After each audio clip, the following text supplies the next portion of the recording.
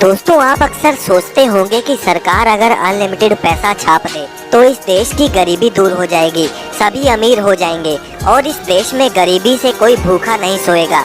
अब आपको मैं बता दूं कि जिम्बाब्वे देश के गवर्नमेंट ने सेम यही डिसीजन लिया था कि वो अब अनलिमिटेड पैसा छाप कर अपने सारे कर्जे चुका देंगे और सारा देश ही अमीर कर देंगे। लेकिन जब उन्होंने ऐसा किया तो आप उस समय की इस तस्वीर को देखिए।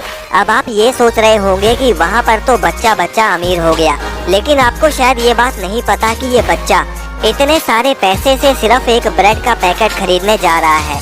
यानी कि वहाँ पर उसके बाद एक ब्रेड का पैकेट ही इतना महंगा हो गया कि वहाँ पर छापे गए पैसे भी किसी काम के ना रहे।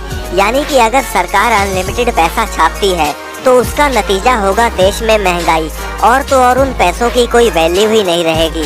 अब दोस्तों, आपके मन में भी ये सवाल आ रहा होगा कि आखिर पैसों को सरकार छापती कैसे है। तो चलिए आज की इस वीडियो में हम ये बात करते हैं कि सरकार कैसे इतने सारे नोटों को छापती है। लेकिन उससे पहले अगर आप इस चैनल पर नए हैं तो इसे सब्सक्राइब करके बेल आइकन को प्रेस करना ना भूलें। तो चलिए वीडियो को शुरू करते हैं। तो दोस्तों, सबसे पहले फैक्ट्री में कॉटन्स के बड़े बड़े बंडल्स आते हैं और अब इन कॉटन के बड़े बड़े ब्लॉक्स को अच्छे से मैश कर दिया जाता है। प्रॉपर मैश होने के बाद उस कॉटन को पहले पेपर और पानी के बहुत बड़े ड्रम्स में फेंका जाता है ताकि इनसे बनने वाले नोटों में जान आ जाए, उसकी स्ट्रेंथ बढ़ जाए। अब उसमें से सारे पानी को निकालने के बाद उसे एक मशीन में डाला जाता है जो कि उस सारे मिक्सचर को दबा दबा कर पेपर बना देता है। अब दोस्तों, आपने देखा होगा कि इंडियन करेंसी पर गांधी जी का वाटरमार्क होता है और यही वाटरमार्क करेंसी को बनाने में सबसे पहले लगाया जाता है। अब एक तरफ मशीन में वाटरमार्क पेपर पर चढ़ता है और दूसरी तरफ वही पेपर का बड़ा सा रोल बनता रहता है। अब उसी बड़े से रोल में से कुछ पेपर का सैंपल इंस्पेक्शन टीम ले जाती है ताकि वो चेक कर सके कि कोई गलती तो नहीं हो रही। अब उस बड़े से मदर रोल को 3 रोल्स में कटिंग कर लिया जाता है जिससे उन्हें आगे का प्रोसेस इजी रहे।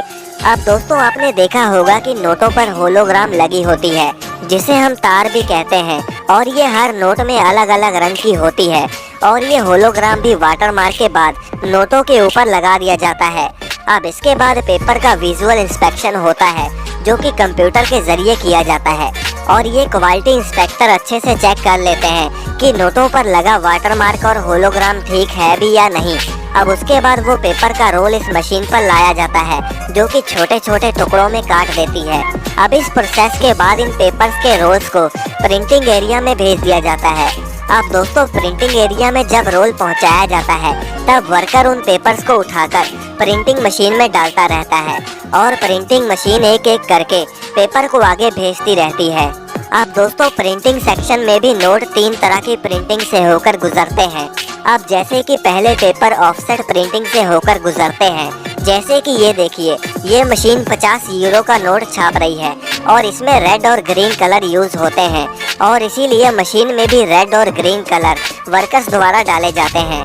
अब इसके बाद क्वालिटी इंस्पेक्टर ये चेक करता है कि करेंसी पर लगा कलर कहीं ज़्यादा डार्क या ज़्यादा लाइट तो नहीं हो गया, और इस प्रोसेस के बाद नोट जाते हैं सिल्क स्क्रीन प्रिंटिंग में। अब जैसे कि इस नोट पर 2000 लिखा है जो कि एक एंगल से अलग रंग का दिखता है और दूसरे एंगल से उसका कलर चेंज हो जाता है, तो ये वाली प्रिंटिंग सिल्क स्क्रीन प्रिंटिंग में करी जाती है। अब फाइनली लास्ट टाइप की प्रिंटिंग है इंटेलियो प्रिंटिंग। अब इस प्रिंटिंग में नोट के ऊपर टेक्सचर प्रिंट करे जाते हैं जिससे अगर आप नोट के ऊपर हाथ लगाते हो तो आपको पता चलता है कि कुछ लिखा गया है, और उस तरह के टेक्सचर इंटेलियो प्रिंटिंग में लगाए जाते हैं।